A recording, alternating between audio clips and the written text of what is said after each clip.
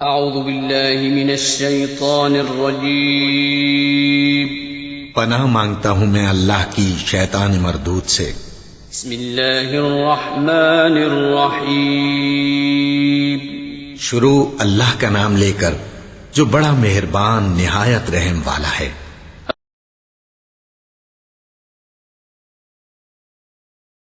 معوذتین کی قرآنیت۔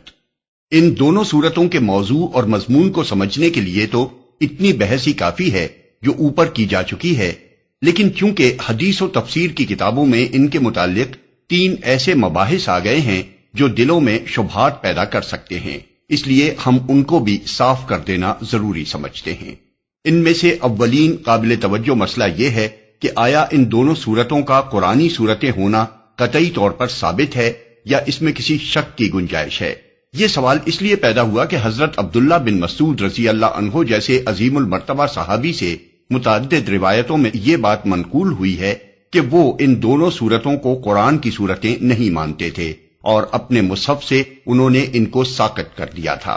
امام احمد، بزار، طبرانی، ابن مردوے، ابو یعلا، عبداللہ بن احمد بن حنبل، حمیدی، ابو نعیم، ابن حبان وغیرہ محدثین نے مختلف سندوں سے اور اکثر و بیشتر صحیح سندوں سے یہ بات حضرت ابن مسعود سے نقل کی ہے۔ ان روایات میں نہ صرف یہ کہا گیا ہے کہ وہ ان صورتوں کو مصحف سے ساقط کر دیتے تھے، بلکہ یہ بھی بیان کیا گیا ہے کہ وہ کہتے تھے قرآن کے ساتھ وہ چیزیں نہ ملاؤ جو قرآن کا جز نہیں ہیں، یہ دونوں قرآن میں شامل نہیں ہیں۔ یہ تو ایک حکم تھا جو نبی صلی اللہ علیہ وسلم کو دیا گیا تھا کہ آپ ان الفاظ میں خدا کی پناہ مانگیں۔ بعض روایات میں اس پر یہ اضافہ بھی ہے کہ وہ ان صورتوں کو نماز میں نہیں پڑھتے تھے۔ ان روایات کی بنا پر مخالفین اسلام کو قرآن کے بارے میں یہ شبہات ابھارنے کا موقع مل گیا کہ معاذ اللہ یہ کتاب تحریف سے محفوظ نہیں ہے، بلکہ اس میں جب یہ 2 صورتیں ابن مسعود رضی اللہ عنہ جیسے صحابی کے بیان کے مطابق الحاقی ہیں تو نامعلوم اور کیا کیا حذف و اضافے اس کے اندر ہوئے ہوں گے۔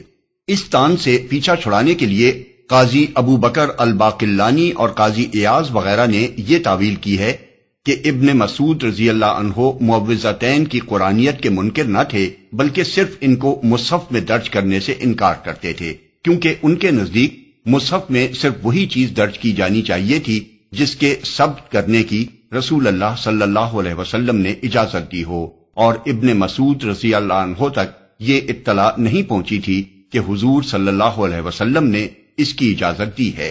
لیکن یہ تعویل درست نہیں ہے، کیونکہ صحیح سندوں کے ساتھ یہ بات ثابت ہے کہ ابن مسعود رضی اللہ عنہ نے ان کے قرآنی صورتیں ہونے کا انکار کیا ہے۔ کچھ دوسرے بزرگوں مثلا امام نووی، امام ابن حزم اور امام فخر الدین رازی نے سرے سے اس بات ہی کو جھوٹ اور باطل قرار دیا ہے کہ ابن مسعود رضی اللہ عنہ نے ایسی کوئی بات کہی ہے، مگر مستند تاریخی حقائق کو بلا سند رد کر دینا کوئی علمی طریقہ نہیں ہے۔ اب سوال یہ ہے کہ ابن مسعود رضی اللہ عنہ کی ان روایات سے قرآن پر جو طعن وارد ہوتا ہے اس کا صحیح رد کیا ہے؟ اس سوال کے کئی جواب ہیں جن کو ہم سلسلہ وار درج کرتے ہیں۔ 1. حافظ بزار نے اپنی مسند میں ابن مسعود رضی اللہ عنہ کی یہ روایت نقل کرنے کے بعد لکھا ہے کہ اپنی اس رائے میں وہ بالکل منفرد ہیں، صحابہ میں سے کسی نے بھی ان کے اس قول کی تائید نہیں کی ہے۔ 2. تمام صحابہ کے اتفاق سے خلیفہ ثالث سیدنا عثمان رضی اللہ عنہ نے قرآن مجید کے جو نسخے مرتب کروائے تھے اور خلافت اسلامیہ کی طرف سے جن کو دنیائے اسلام کے مراکز میں سرکاری طور پر بھیجا تھا، ان میں یہ دونوں صورتیں درج تھیں۔ 3. رسول اللہ صلی اللہ علیہ وسلم کے عہد مبارک سے آج تک تمام دنیائے اسلام کا جس مصحف پر اجماع ہے اس میں یہ دونوں صورتیں درج ہیں۔ تنہا عبداللہ بن مسعود رضی اللہ عنہ کی رائے ان کی جلالت قدر کے باوجود اس عظیم اجماع کے مقابلے میں کوئی وزن نہیں رکھتی۔ 4. رسول اللہ صلی اللہ علیہ وسلم سے نہایت صحیح و معتبر احادیث کے مطابق یہ ثابت ہے کہ آپ نے ان صورتوں کو نماز میں خود پڑھا ہے، دوسروں کو پڑھنے کی ہدایت فرمائی ہے اور قرآن کی صورتوں کی حیثیت ہی سے لوگوں کو ان کی تعلیم دی ہے۔ مثال کے طور پر ذیل کی احادیث ملاحظہ ہوں۔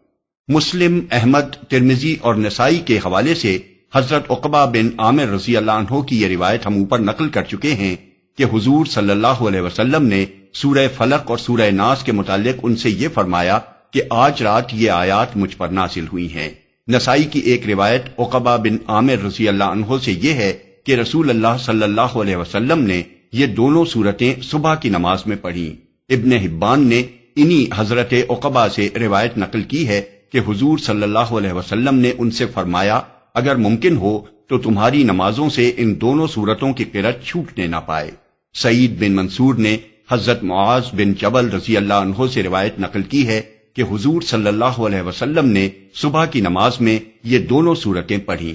امام احمد اپنی مسند میں صحیح سند کے ساتھ ایک اور صحابی کی یہ روایت لائے ہیں کہ حضور صلی اللہ علیہ وسلم نے ان سے فرمایا جب تم نماز پڑھو تو اس میں یہ دونوں سورتیں پڑھا کرو۔ مسند احمد، ابو داؤد اور نسائی میں عقبہ بن عامر رضی اللہ عنہ کی یہ روایت آئی ہے کہ حضور نے ان سے فرمایا کیا میں دو ایسی صورتیں تمہیں نہ سکھاؤں جو ان بہترین صورتوں میں سے ہیں جنہیں لوگ پڑھتے ہیں؟ انہوں نے عرض کیا ضرور یا رسول اللہ۔ اس پر حضور صلی اللہ علیہ وسلم نے ان کو یہی معوذتین پڑھائیں۔ پھر نماز کھڑی ہوئی تو حضور صلی اللہ علیہ وسلم نے یہی دو صورتیں اس میں بھی پڑھیں، اور نماز کے بعد پلٹ کر جب آپ ان کے پاس سے گزرے تو فرمایا اے عقب کیسا پایا تم نے؟ اور اس کے بعد ان کو ہدایت فرمائی کہ جب تم سونے لگو اور جب سو کر اٹھو تو ان صورتوں کو پڑھا کرو۔ مسند احمد، ابو داؤد، ترمذی اور نسائی میں عقبہ بن عامر رضی اللہ عنہ کی ایک روایت یہ ہے کہ حضور صلی اللہ علیہ وسلم نے ان کو ہر نماز کے بعد معوذات یعنی قل هو اللہ احد اور معوذتین پڑھنے کی تلقین کی۔ نسائی، ابن مردوے اور حاکم نے عقبہ بن عامر رضی اللہ عنہ کی یہ روایت بھی نقل کی ہے کہ ایک مرتبہ حضور صلی اللہ علیہ وسلم سواری پر چلے جا رہے تھے اور میں آپ کے قدم مبارک پر ہاتھ رکھے ہوئے ساتھ ساتھ چل رہا تھا۔ میں نے عرض کیا مجھے سورہ ہود یا سورہ یوسف سکھا دیجئے۔ فرمایا اللہ کے نزدیک بندے کے لیے قل اعوذ برب الفلق سے زیادہ نافع کوئی چیز نہیں ہے۔ عبداللہ بن عابس الجوہنی کی روایت نسائی، بیہقی، بغوی اور ابن سعد نے نقل کی ہے کہ حضور صلی اللہ علیہ وسلم نے مجھ سے فرمایا ابن عابس کیا میں تمہیں نہ بتاؤں کہ پناہ مانگنے والوں نے جتنی چیزوں کے ذریعے سے اللہ کی پناہ مانگی ہے ان میں سب سے افضل کون سی چیزیں ہیں؟ میں نے عرض کیا ضرور یا رسول اللہ۔ فرمایا قل اعوذ برب الفلق اور قل اعوذ برب الناس، یہ دونوں صورتیں۔ ابن مردوے نے حضرت ام سلمہ کی روایت نقل کی ہے کہ اللہ کو جو صورتیں سب سے زیادہ پسند ہیں وہ قل اعوذ برب الفلق اور قل اعوذ برب الناس ہیں۔ یہاں یہ سوال پیدا ہوتا ہے کہ حضرت عبداللہ بن مسعود رضی اللہ عنہ کو یہ غلط فہمی آخر کیسے لاحق ہوئی کہ یہ دونوں قرآن مجید کی صورتیں نہیں ہیں؟ اس کا جواب ہمیں دو روایتوں کو جمع کر کے دیکھنے سے ملتا ہے۔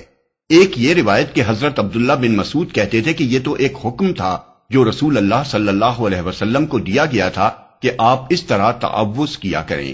دوسری وہ روایت جو کئی مختلف سندوں سے امام بخاری نے صحیح البخاری میں، امام احمد نے اپنی مسند میں، حافظ ابو بکر الحمیدی نے اپنی مسند میں، ابو نعیم نے اپنی المستخرج میں اور نسائی نے اپنی سنن میں زر بن حبیش کے حوالے سے تھوڑے تھوڑے لفظی اختلاف کے ساتھ حضرت ابی بن کعب رضی اللہ عنہ سے جو علم قرآن کے لحاظ سے صحابہ کرام میں ایک ممتاز مقام رکھتے تھے نقل کی ہے۔